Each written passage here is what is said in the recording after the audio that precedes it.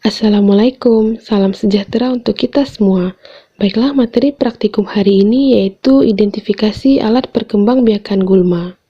Tujuan praktikum ini yaitu mahasiswa diharapkan mampu mengidentifikasi alat perkembangbiakan gulma. Gulma merupakan tumbuhan yang sangat mudah tumbuh pada berbagai lokasi, sehingga terkadang ia lebih unggul dari tanaman budidaya. Salah satu faktor pendukungnya karena perkembangbiakannya. Gulma dapat berkembang biak secara generatif dan vegetatif. Secara generatif yang pertama, gulma bisa berkembang biak dengan biji. Biji merupakan embrio tanaman hasil fertilisasi atau pembuahan antara sel jantan dan sel betina yang bersifat multiseluler. Biji biasanya ditemukan pada bunga atau di dalam buah. Perkembangbiakan gulma dengan biji dapat kita lihat pada gulma bayam duri atau Amaranthus spinosus. Dan ini beberapa gulma lain yang juga berkembang biak dengan biji. Selanjutnya yang kedua, secara generatif gulma juga mampu berkembang biak dengan spora. Spora merupakan struktur reproduksi mikroskopis uniseluler yang dapat berkembang biak menjadi tanaman baru. Spora biasanya terletak di permukaan bawah daun. Setelah matang, biasanya spora akan terbawa angin dan jatuh ke tanah dan tumbuh menjadi tanaman baru. Contoh gulma yang berkembang biak dengan spora yaitu ada Neprolepsis biserata. Cara perkembangbiakan gulma yang kedua yaitu secara vegetatif. Secara vegetatif, gulma dapat berkembang biak yang pertama melalui stolon, yang kedua melalui akar rimpang atau rizom, yang ketiga melalui umbi. Yang pertama kita akan membahas stolon. Stolon merupakan bagian batang yang menyerupai akar yang menjalar di atas permukaan tanah, seperti terlihat pada gambar.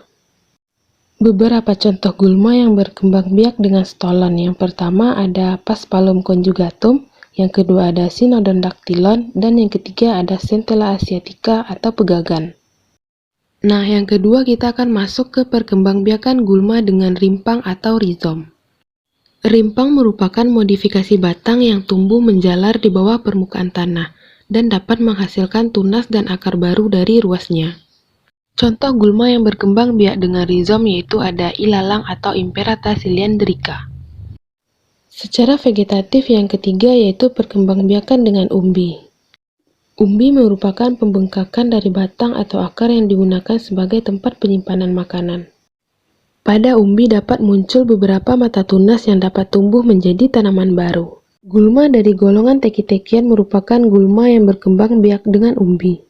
Di antaranya yaitu Cyperus rotundus, Cyperus iria, Cyperus killingia, dan Cyperus compressus.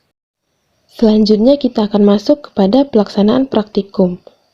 Setelah dilakukan praktikum ini, diharapkan mahasiswa mampu mengidentifikasi alat perkembangbiakan gulma. Nah, ini merupakan beberapa alat dan bahan yang kita butuhkan untuk melakukan praktikum ini. Langkah pertama, mahasiswa akan dibagi ke dalam beberapa kelompok kecil yang berjumlah 5 hingga 6 orang. Selanjutnya, mahasiswa akan diberi beberapa jenis sampel gulma dan disuruh mengamati dengan cermat bagaimana alat perkembangbiakannya. Setelah itu, mahasiswa akan menggambar hasil pengamatan mereka pada kertas dan diwarnai sesuai dengan aslinya, disertai dengan keterangan.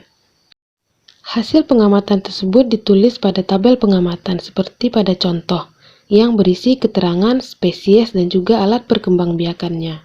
Pada saat praktikum telah selesai, mahasiswa diharapkan membereskan kembali meja, dan dosen akan menjelaskan tentang hasil praktikum. Demikianlah praktikum hari ini, terima kasih dan sampai jumpa pada praktikum selanjutnya.